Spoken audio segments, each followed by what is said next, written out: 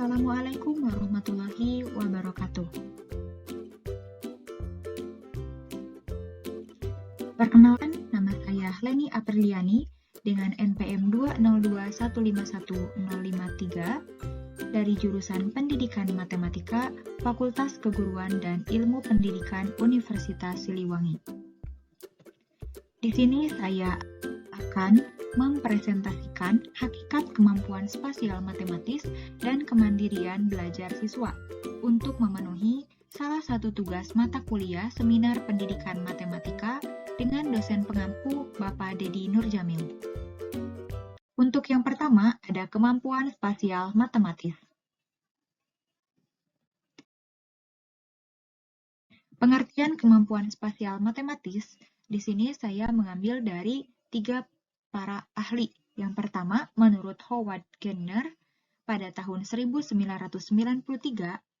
bahwa kemampuan spasial matematis adalah kemampuan memahami, memproses, dan berpikir dalam bentuk visual.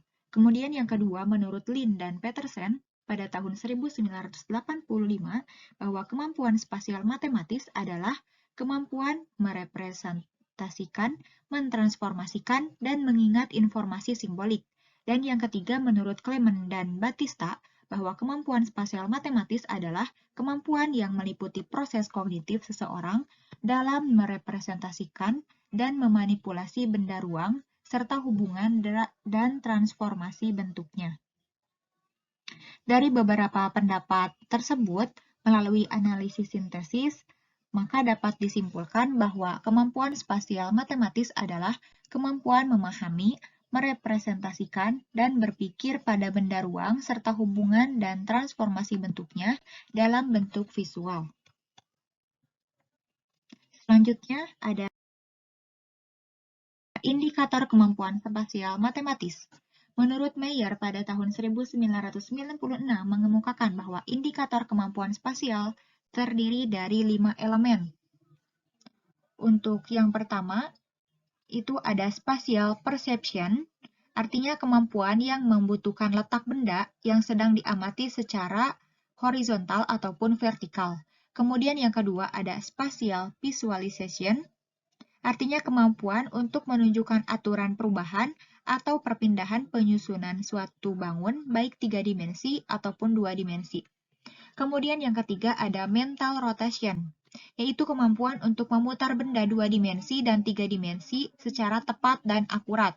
Selanjutnya ada spatial relation, artinya kemampuan memahami susunan dari suatu objek dan bagiannya, serta hubungannya satu sama lain. Dan yang terakhir adalah spatial orientation, artinya kemampuan untuk mengamati suatu benda dari berbagai keadaan.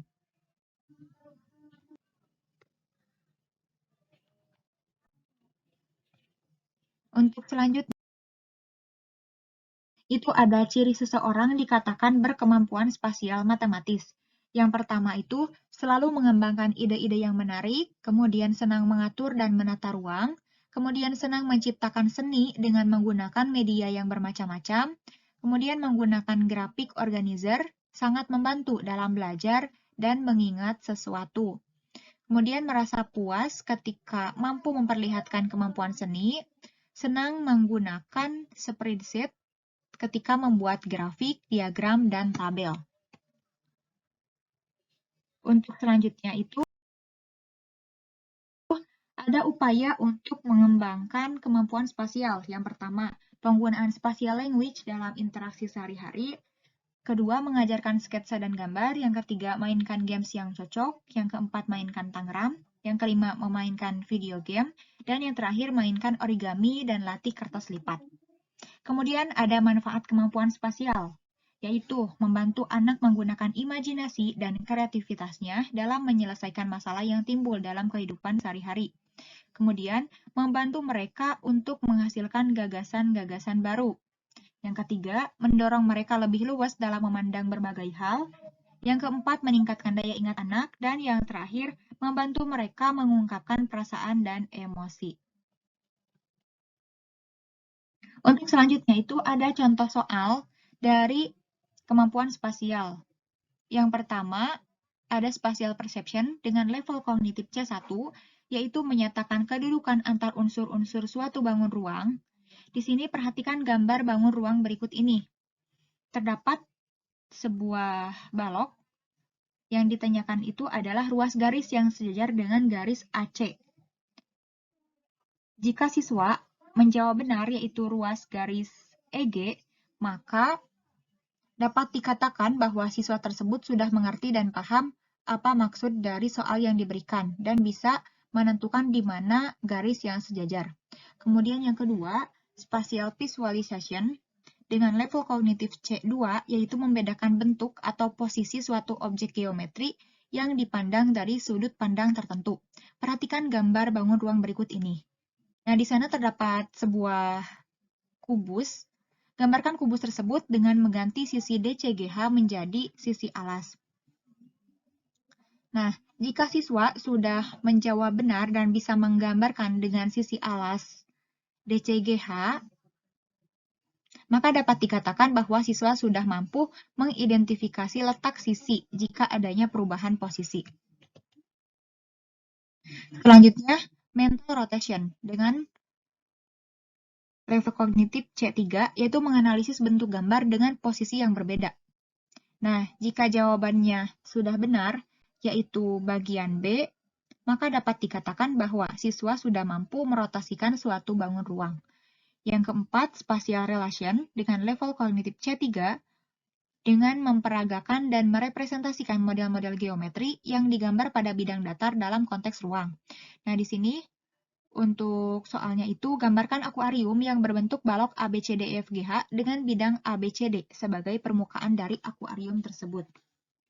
Jika siswa sudah menjawab benar bisa menggambarkan balok sesuai dari soal, maka dapat dikatakan bahwa siswa sudah bisa memahami dan mengimajinasi sekaligus menggambarkan bentuk dari suatu balok tersebut. Dan yang terakhir, yang kelima yaitu spatial orientation dengan level kognitif C4, memecahkan persoalan dengan menginvestigasi ukuran yang sebenarnya dari stimulus visual suatu objek geometri. Nah, perhatikan gambar berikut ini. Di sana terdapat dua buah bangun ruang, yaitu balok dan kubus. Tentukan volume kubus ABCDEFGH. Dengan jawabannya, yaitu 125 cm3. Jika siswa sudah mampu menjawab benar, maka dapat dikatakan bahwa siswa sudah bisa mengamati benda dari berbagai perspektif dan bisa merepresentasikan volume ke dalam suatu bangun ruang tersebut. Untuk selanjutnya, yaitu kemandirian belajar siswa. Yang pertama, ada pengertian kemandirian belajar. Menurut Purnamasari pada tahun 2013, halaman 23, kemandirian belajar adalah kemampuan untuk mengatur dirinya sendiri dalam kegiatan belajar dan bertanggung jawab tanpa selalu bergantung pada orang lain. Yang kedua, menurut Tirta Harja dan Sulo pada tahun 2005, halaman 50, kemandirian belajar adalah aktivitas yang lebih didorong oleh kemauan pilihan sendiri dan tanggung jawab sendiri dari pembelajaran. Yang ketiga, menurut Chung dan Zimmerman, bahwa kemandirian belajar adalah proses belajar yang terjadi karena pengaruh dari pemikiran, perasaan, strategi, dan perilaku sendiri yang berorientasi pada pencapaian tujuan belajar, yakni merancang belajar, memantau kemajuan belajar selama menerapkan rancangan, dan mengevaluasi hasil belajarnya secara lengkap. Nah, dari ketiga pendapat di atas, berdasarkan analisis sintesis dapat disimpulkan bahwa kemandirian belajar adalah self-regulated learning atau SRL, yaitu proses belajar yang terjadi untuk menguasai kompetensi karena pengaruh dari pemikiran, perasaan, kemauan pilihan sendiri, dan tanggung jawab tanpa selalu bergantung pada orang lain. Untuk selanjutnya, yaitu ada indikator kemandirian belajar. Nah, ini merupakan hasil analisis sintesis dari beberapa pendapat, yaitu dari Sumarmo dan juga Febri Astuti. Maka didapat hasil sintesis indikator kemandirian belajar menjadi 5, yaitu mampu bertanggung jawab, memiliki kedisiplinan, memiliki motivasi, memiliki inisiatif, dan memiliki kepercayaan diri. Yang selanjutnya, yaitu ada faktor kemandirian belajar. Menurut Basri, kemandirian belajar siswa dapat dipengaruhi oleh dua faktor. Yang pertama ada faktor endogen, dan yang kedua ada faktor eksogen. Faktor endogen ini adalah faktor internal, atau faktor dari dirinya sendiri. Sedangkan faktor eksogen atau eksternal itu faktor lingkungan yang berasal dari luar. Nah, di sini terdapat ciri-ciri kemandirian belajar. Menurut Toha tahun 2006, yang pertama ada mampu berpikir secara kritis, kreatif, dan inovatif, kemudian tidak mudah terpengaruh oleh pendapat orang lain, tidak lari atau menghindar dari masalah, memecahkan masalah dengan berpikir yang mendalam, apabila menjumpai masalah dipecahkan sendiri tanpa meminta bantuan orang lain, tidak merasa rendah diri apabila harus berbeda dengan orang lain, berusaha bekerja dengan penuh ketekunan dan kedisiplinan, dan yang terakhir yaitu bertanggung jawab atas tindakannya sendiri.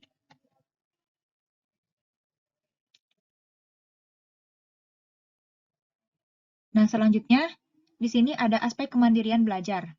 Yang pertama ada aspek intelektual, kemudian ada aspek sosial, yang ketiga ada aspek emosi, dan aspek ekonomi.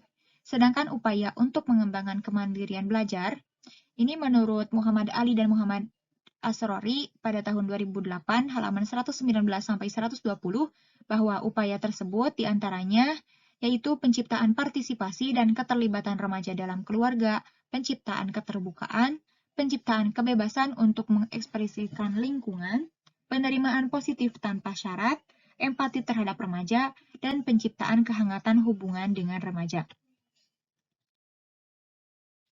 Yang terakhir yaitu contoh soal dari kemandirian belajar. Nah, di sini karena tadi indikatornya ada 5, maka contoh soalnya juga dari 5 indikator tersebut. Untuk yang pertama, itu ada contoh pernyataan A2, level kognitif afektif kedua. Nah, di sini merupakan contoh pernyataan dari suatu angket, karena biasanya dalam kemampuan afektif ini dites menggunakan angket ataupun wawancara. Nah, contoh pernyataannya, saya menentukan sendiri cara membaca, mencatat, menghafal, latihan soal atau lainnya dalam memahami materi pelajaran matematika. Kemudian yang kedua, yaitu memiliki kedisiplinan. Dengan level afektif kedua, saya memperhatikan penjelasan guru ketika pembelajaran. Yang ketiga, memiliki motivasi, yaitu level afektif yang ketiga, saya berusaha mencapai target nilai matematika yang telah saya tetapkan sendiri. Yang keempat, memiliki inisiatif, yaitu level afektif 1, setiap ada kesulitan dalam belajar matematika, saya berusaha mencari sendiri dari berbagai sumber sebelum bertanya kepada orang lain. Dan yang terakhir yaitu memiliki kepercayaan diri. Dengan level afektif yang ketiga juga, saya berani menunjukkan kemampuan yang dimiliki di depan orang banyak. Nah, sekian yang dapat saya sampaikan. Mohon maaf apabila terdapat banyak kesalahan. Terima kasih atas segala perhatian. Wassalamualaikum warahmatullahi wabarakatuh.